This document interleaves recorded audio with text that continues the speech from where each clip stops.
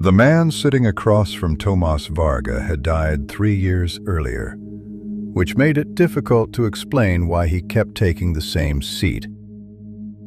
In the winter of 1947, when Europe was still learning how to stand among its ruins without calling the effort victory, Tomas Varga came home by train. He arrived in the gray hour before dawn, carrying one suitcase, one army coat, and the kind of silence that war leaves in men who have outlived too much noise. The station at Brunfeld was half repaired and wholly exhausted. A cracked clock hung above the platform. 2 windows were boarded. The porter had only one arm. Everything in sight seemed not rebuilt, but merely persuaded to continue. Tomas had been gone 6 years. He had left as a school teacher with a wife named Ilse and a son too young to remember his face clearly. He returned as a man of 38, with a stiffness in his leg, a scar beneath his hairline, and an official paper confirming that his service to the state had ended honorably. Such papers were common after war. They did little except give bureaucracies a way to speak over the dead and reassure the living that what had happened could be filed. Ilse met him at the station with gloves too thin for the weather and eyes too careful for joy. Their son, Lucas, now 8 years old, stood beside her holding a wooden horse. The boy had been instructed to smile and did so bravely. Tomas knelt, embraced him, and felt not love exactly, but the shame of how much love had been postponed. That first week, everyone in town behaved as such towns do. They shook his hand. They asked whether he was sleeping. They praised survival as if it were a skill. Men who had never worn a uniform nodded at him with grave fraternity. Women lowered their voices when speaking of loss, as though grief might be made more polite by volume. And all the while, the town itself carried on with the cold efficiency of places that have learned necessity can be mistaken for healing. Tomas tried to cooperate. He ate the meals Ilse placed before him. He accepted tobacco from neighbors. He stood in church among other returned men and listened while the pastor spoke of deliverance, sacrifice, and God's mysterious arithmetic. At night, he lay beside his wife and watched the wardrobe reflect moonlight until morning. Sleep, when it came, arrived in fragments and withdrew at once. The trouble began on the 9th day. Tomas had taken the early train to the city to inquire about reopening the school.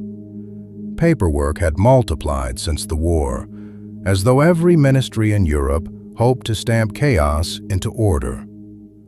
By evening, he was exhausted and eager only for home. The return train was nearly empty. Snow pressed itself against the windows. Lamps trembled in their brackets as the carriage moved through the dark. Tomas chose a seat facing the aisle and set his suitcase between his boots. At the next stop, a man entered wearing an army coat with the number 9 stitched in faded thread beneath the collar. He was of middle height, mud-dark hair, no hat, no luggage.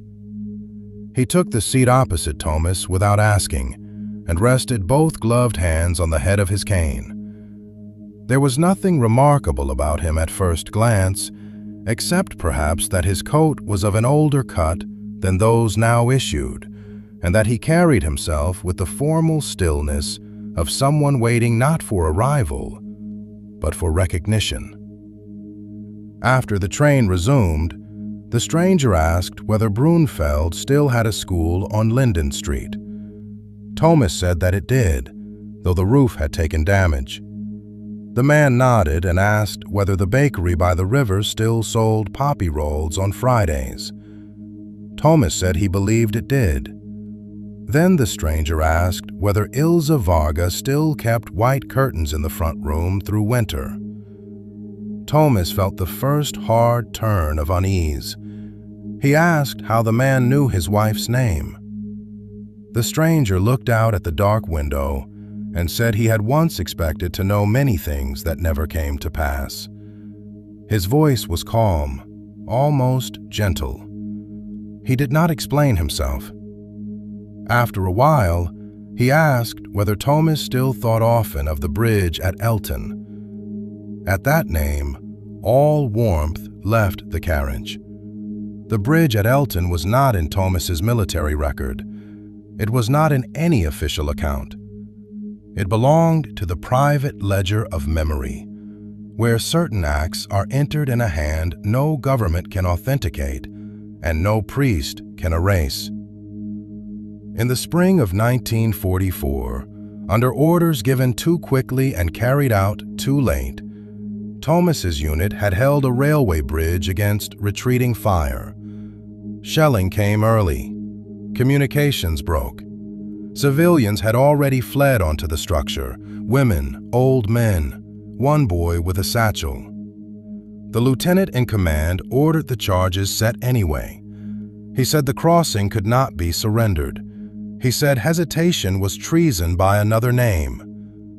Thomas had obeyed. He had not lit the fuse himself, but he had passed the detonator to the man who did. In war, responsibility is often divided with exquisite care so that no one man need hold it whole. The bridge collapsed. The officer died that same afternoon. The witnesses who might have spoken did not survive the week. And Tomas, being both frightened and alive, had buried the memory where so many soldiers bury what cannot accompany them home. Now, in the nearly empty carriage, the stranger in coat number 9 asked whether the boy with the satchel had fallen before the second blast or after. Tomas could not answer. The train moved on through the snow with the terrible indifference of machinery. At last, Tomas asked the man who he was. The stranger turned his cane slowly in his hands and said he had been, depending on the hour, a clerk, a reservist, a husband for 11 months, and a passenger on a bridge he had mistaken for safety. He added that names mattered less now than destination. Then, after a pause long enough to fill the compartment with frost, he said that he had been sitting in coat number 9 when the structure gave way. Tomas rose too quickly, striking his knee against the seat. He went to the corridor, found the conductor, and demanded to know who had boarded at the last stop. The conductor, a tired man with spectacles clouded by steam, checked the tickets and said there was no one else in that carriage. He said Tomas was the only passenger in that section since the city. When Tomas returned, the stranger was still there. This time the man spoke without prompting. He said that wars like to leave behind convenient survivors, men who can return, marry themselves back into their kitchens, and treat memory like contraband. He said the dead are less offended by death than by rearrangement. What wounds them is not that they were lost, but that the living so quickly learn the grammar of omission. Tomas told him to stop. The stranger asked whether Ilse knew about Elton. No. Did the pastor? No. Did the child asleep in Tomas's house know that his father had once helped decide who reached the far side of a bridge and who did not? Tomas struck the window with his fist so hard the glass shuddered. But trains do not halt for conscience. They merely carry it faster through the dark. At Brunfeld Station, Tomas stepped down without looking back. Snow had begun again. The platform stood nearly empty beneath its weak lamps. He walked home through streets he had known since boyhood, yet each doorway seemed fractionally misplaced, each shadow too patient. When he reached his house, he saw at once what made him stop. Through the front window, behind Ilse's white curtains, a man was sitting at the table. Only his back was visible. He wore an army coat. Tomas entered so violently that the door struck the wall. The front room was empty. The table held only a lamp, a bowl, and Lucas's exercise book. Ilse hurried down the passage in her nightrobe, alarmed and shivering. Tomas searched every room, every cupboard, even the coal shed, while she followed, asking what had happened.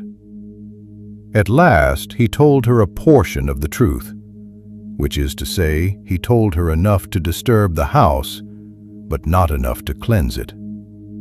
He spoke of the man on the train, the questions, the coat. He did not speak yet of the bridge. Ilse listened without interruption.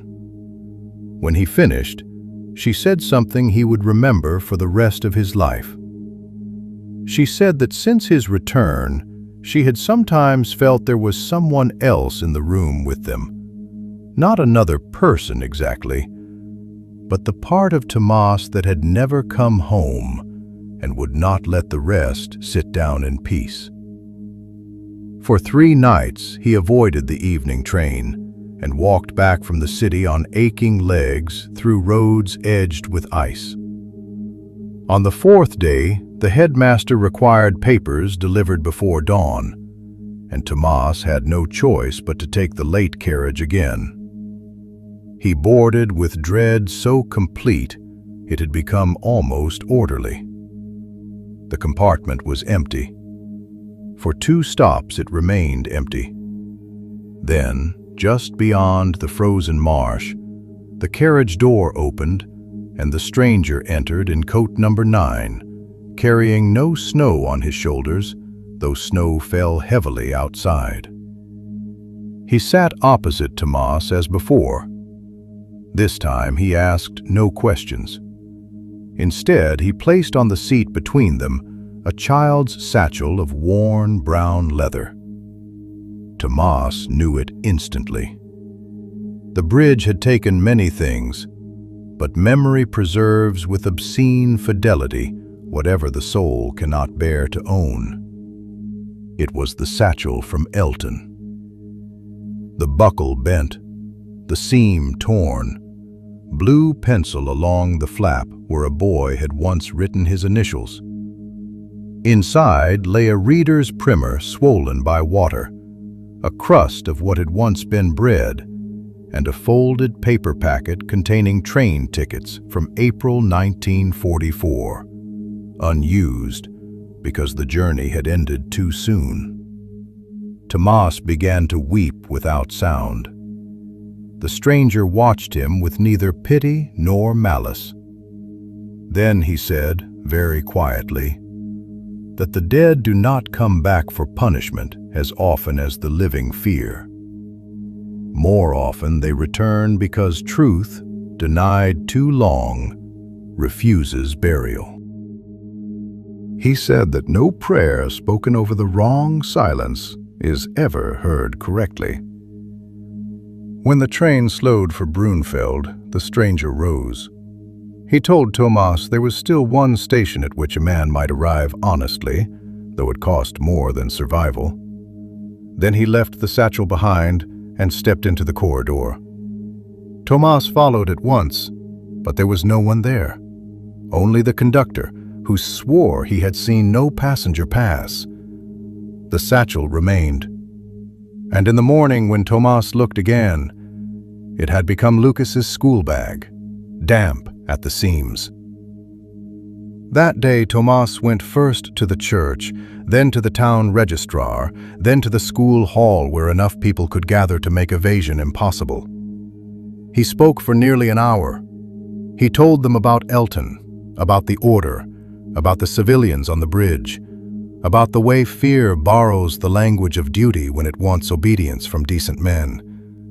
He did not spare himself by appealing to confusion, fatigue, or war. He said only that he had helped keep quiet what should have been spoken, and that silence had followed him home like a second uniform.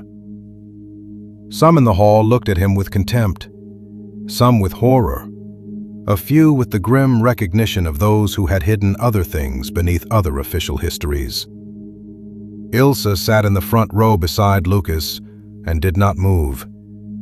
When he finished, no miracle occurred, no choir answered, no heavenly ledger descended to revise the past. But that evening, on the late train from the city, the seat opposite Tomas remained empty all the way to Brunfeld. He rode home watching his own reflection in the glass, and for the first time since the war, did not mistake it for a stranger. Because there are journeys a man survives in body, and only later begins to survive in truth. And there are passengers who seem to meet him in the dark, not because the dead are restless, but because memory is, and because guilt will ride beside the living until they stop calling concealment peace. For Tomas Varga, the road home had not ended at the station, nor at his own front door, nor even in his wife's forgiveness. It ended only when he understood that the war had left him one final destination, a place where the last honest arrival waits, between what men hide and what they finally dare to name, in the light beyond shadow.